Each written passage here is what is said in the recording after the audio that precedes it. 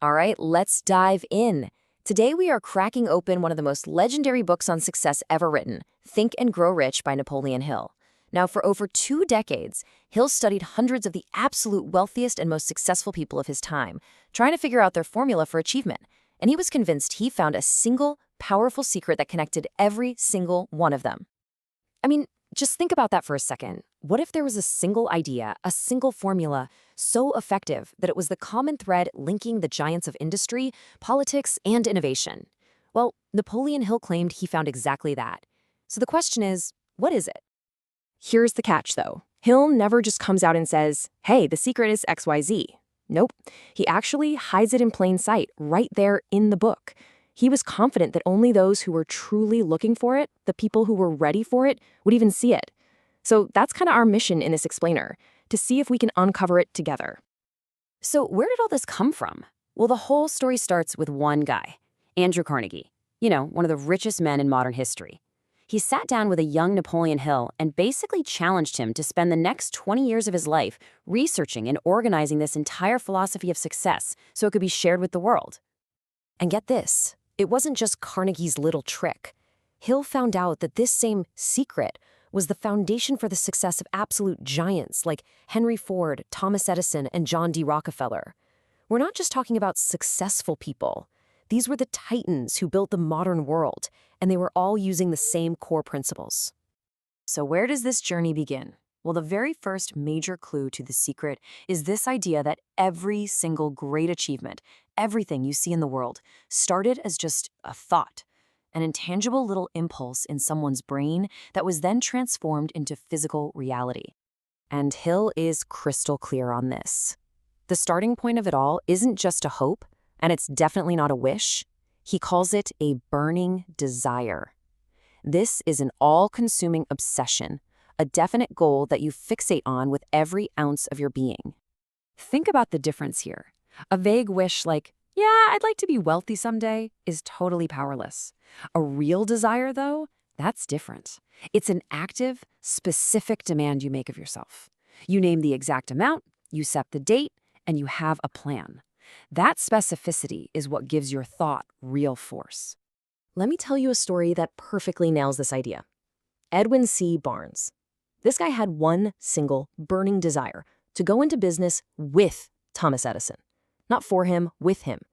He's just had two tiny problems. He didn't know Edison, and he didn't even have the money for a train ticket to get to his office. For pretty much anyone else, this was a total pipe dream. But Barnes didn't see it that way.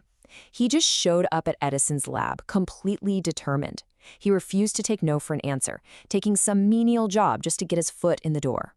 He held on to that one desire until, finally, an opportunity came up to sell the new Edison dictating machine. And you know what? He sold it so successfully that he became Edison's national marketing partner.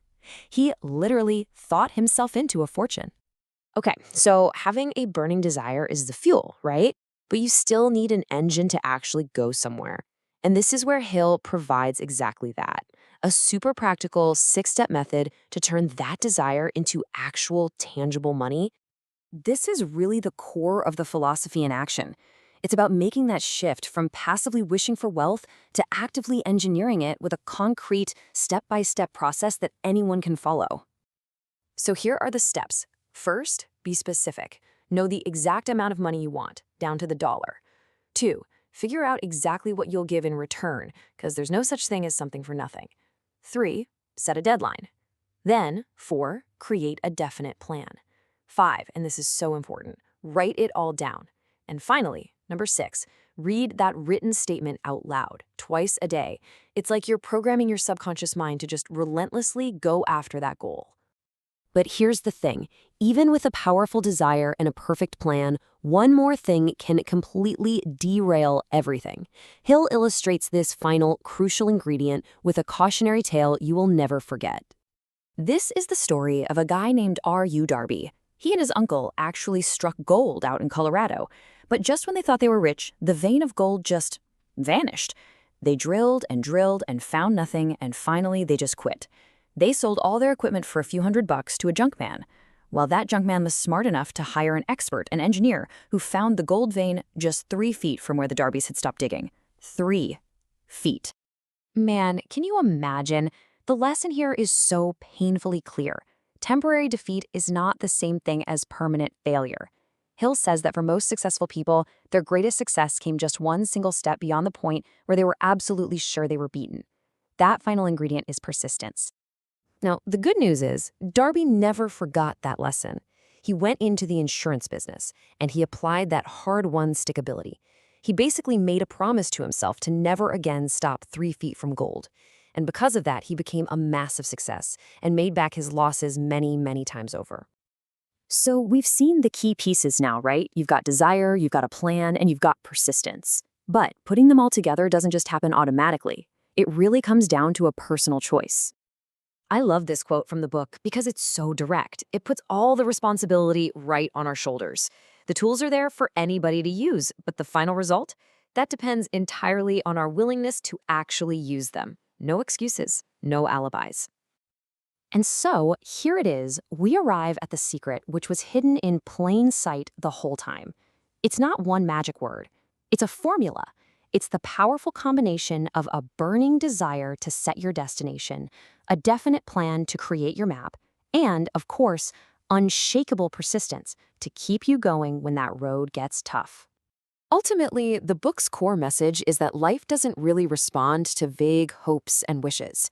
It responds to clear, focused, and persistent demands. So the only question left to ask yourself is this: what are you truly willing to demand?